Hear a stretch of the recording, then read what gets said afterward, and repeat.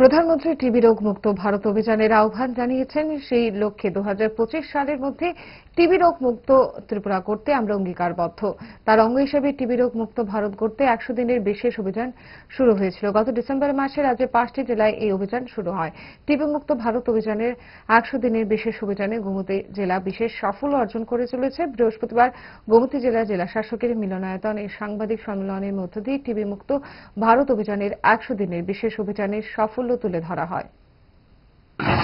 December মাসের 7 তারিখে আমরা টিবি মুক্ত অভিযান বলে আমরা একটা অভিযান চালু করেছিলাম। এটা শুধু আমাদের গোমতী জেলা নয়, এটা আমাদের ত্রিপুরা রাজ্যের 8টা জেলার মধ্যে 5টা জেলাতে চালু হয়েছিল। মানে যে টিবি মুক্ত অভিযান 100 দিনের আমরা মাস স্ক্রিনিং করেছি। তো আমাদের টার্গেট ছিল অ্যারাউন্ড 96,300 আমাদের টার্গেট ছিল।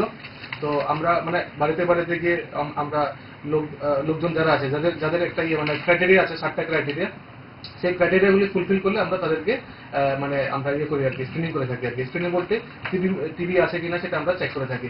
এই 7টা ক্রাইটেরিয়া কি, এখানের মধ্যে যেমন বয়স যার 60 এভাব, যারা আগে হয়তো মানে কোনো একটা রোগে মানে ভুগছেন, ওনার বিপি আছে, ব্লাড প্রেশার আছে, ওইরকম ভাবে আমাদের 7টা আমাদের প্যারামিটার ছিল।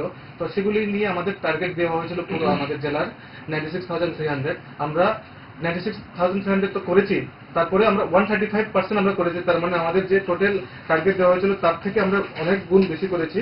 তো টোটাল